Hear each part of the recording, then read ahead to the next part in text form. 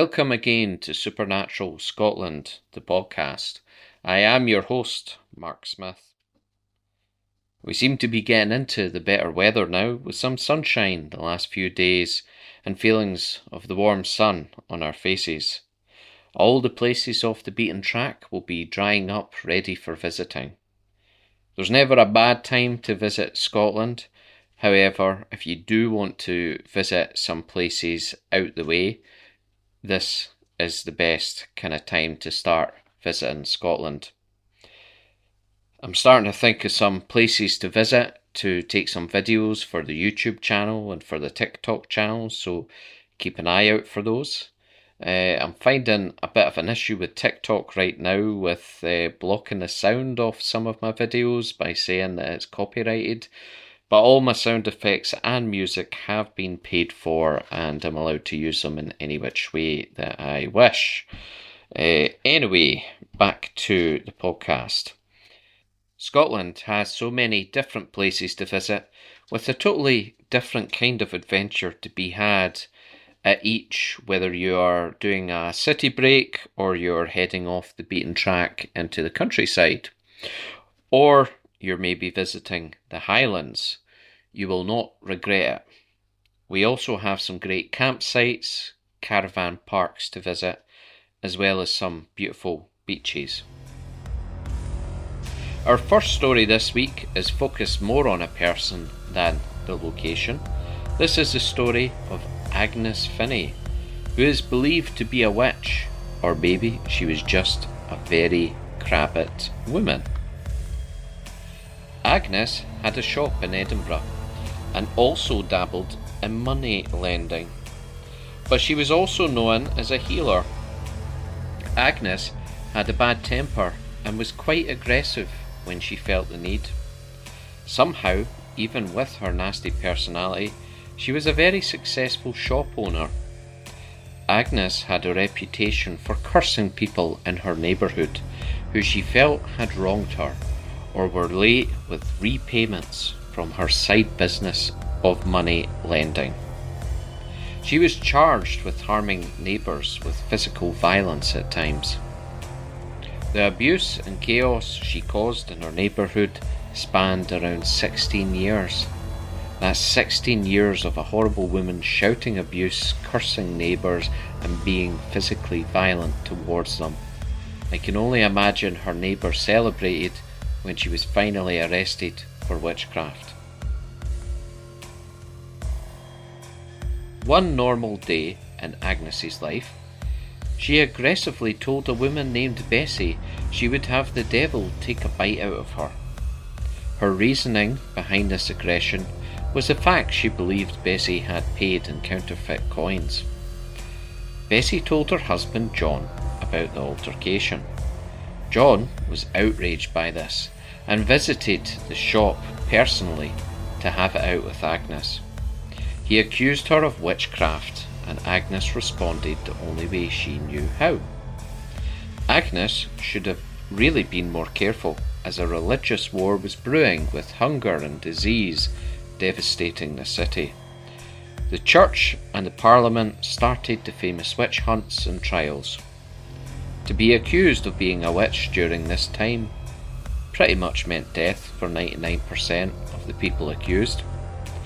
They would be tortured and go through crazy tests to see if they were indeed a witch, before being strangled and burned at the stake.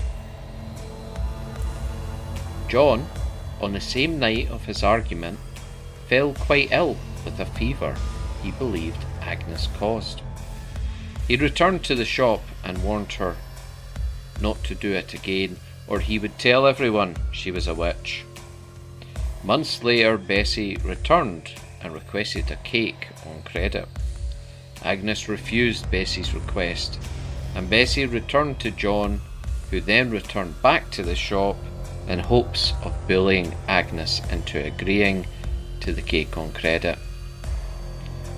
That does not sound like something Agnes would do. Agnes said to John, "Go away, John, for ye began with witches, so shall ye end with witches." John became ill again, and died 2 months later. This spread around the locals, and I'm sure this was with help from Bessie. Agnes was formally accused of witchcraft. She was arrested on 20 counts of witchcraft and sorcery. The case was unusually long from arrest and prosecution to death.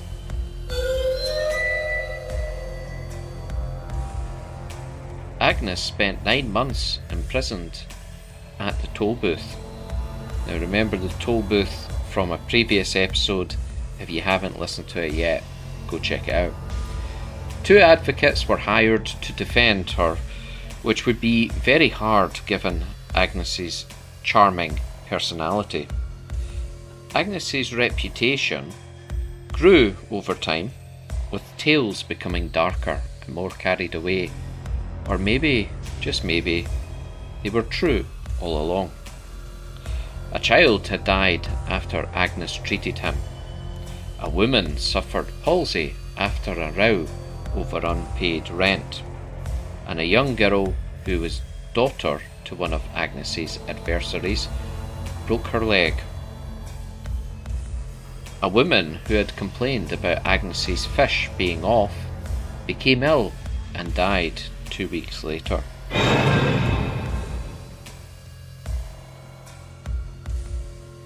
None of this gossip helped Agnes at all.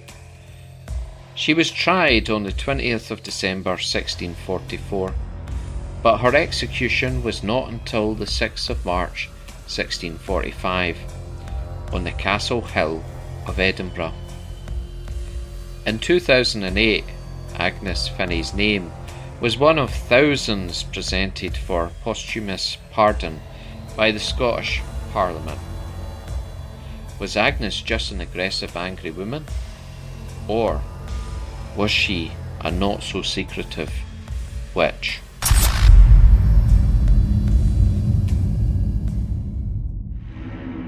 And now for Crathes Castle.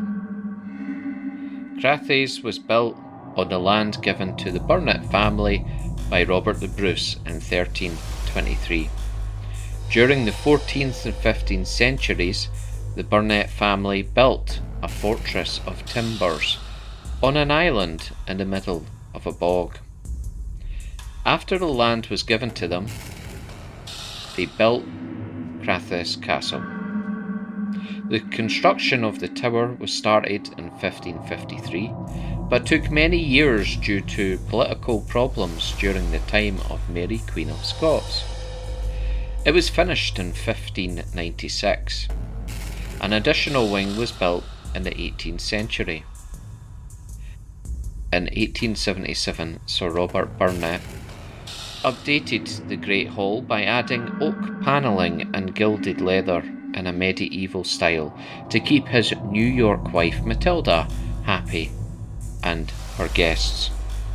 Like many castles becoming too costly to keep, it was passed to the National Trust for Scotland in 1951. Included with the castle's ghosts is the White Lady. This is believed to be the spirit of a lady named Bertha, who fell madly in love with the young Laird Alexander Burnet. Bertha had her own room in the castle as they were to be married. In storybook fashion, the wicked Lady Agnes, his mother, decided Bertha was not good enough for her son. While Alexander was away for a night, Lady Agnes took it upon herself to poison poor Bertha.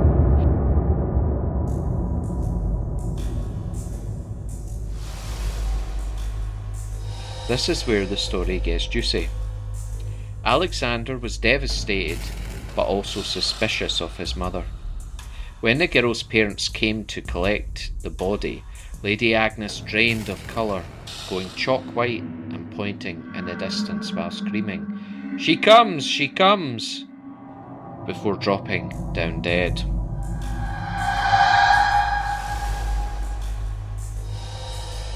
It's said that once a year, on the anniversary of her death, the White Lady wanders near the castle.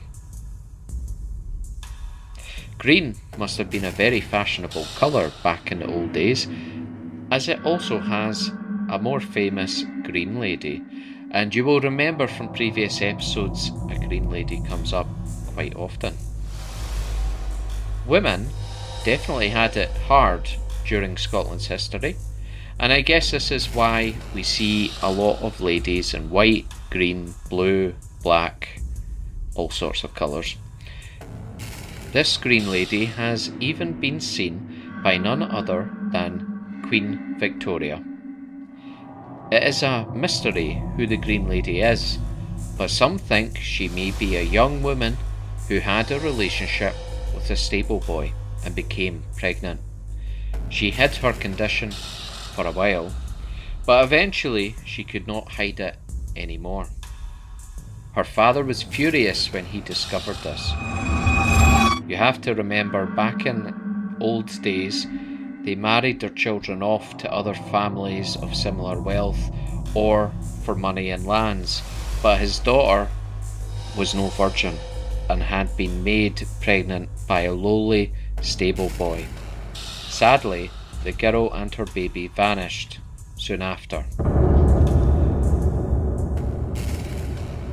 The Green Lady appears as a young woman carrying a baby, or sometimes as a green orb, which would float across a room before disappearing into a fireplace.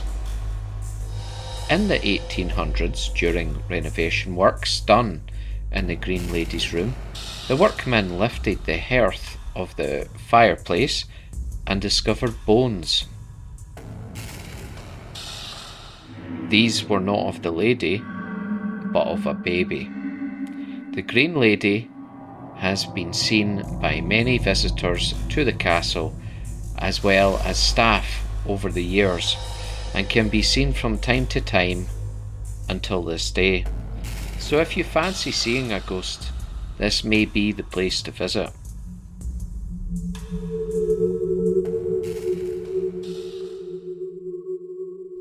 This week I'm changing things up a bit. No creature feature this week, but a feature about legends of Scotland.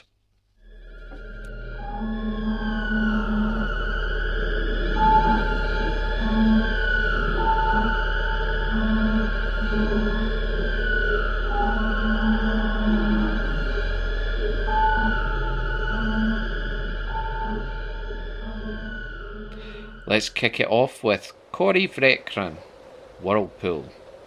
The Gulf of Corryvreckan, also known as the Strait of Corryvreckan, is a narrow strait in between the islands of Jura and Scarborough. This is off the west coast of Scotland. The Corryvreckan Whirlpool is the third largest whirlpool in the world. There is a legend about this very whirlpool and a prince. In the stories, he moored his boat very close to the whirlpool to receive the hand of a local princess in marriage by impressing her father. He was tasked with surviving 3 days and 3 nights by the whirlpool. 3 ropes were made. These were made of hemp, wool, and from maiden's hair. They thought the purity of the maiden's hair would make the rope unbreakable. So our prince set about his task and moored his boat near the whirlpool. Firstly, he used the hemp rope, which snapped on the first night. Then he used the wool rope, which snapped on the second night. On the final night, the maiden's hair rope snapped, and the boat was destroyed by the whirlpool.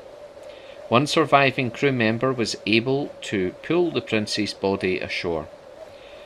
One of the maidens, which hair was used for the rope, was feeling very guilty at this point and finally confessed. She was not pure, and this is why the rope broke. Perhaps the prince should have picked something better for his final choice of rope. And our last legend and story of the episode is based in Dundee. Dundee has its very own dragon legend, and they even have their own dragon statue. As the legend goes, a farmer lived on the outskirts of Dundee, and he sent one of his daughters to fetch water from a well. She never returned, which was strange, so the farmer sent another daughter, and this daughter also never returned. The farmer, for some reason, kept sending one daughter after another, until all 9 had been sent. The farmer at this point decided to check on his daughters at the well. He was met with the gruesome sight of a sleeping dragon lying with the bodies of his 9 daughters. They had all been slain by this evil creature. The farmer ran back to the village to seek help from the villagers. Martin, who was a lover of one of the dead daughters, was heartbroken, and his heart burned for revenge on the evil dragon. They left with some villagers to slay the dragon. When Martin confronted the dragon, the villagers shouted, "Strike Martin!" This he did, and he killed the dragon with his blow. That was the end of the dragon. And that is the end of episode 15. Thank you for your continued support, and to the new listeners, welcome, and thank you for taking time to listen to the podcast. Please listen to the rest. These are available on most platforms. Until next time, goodbye.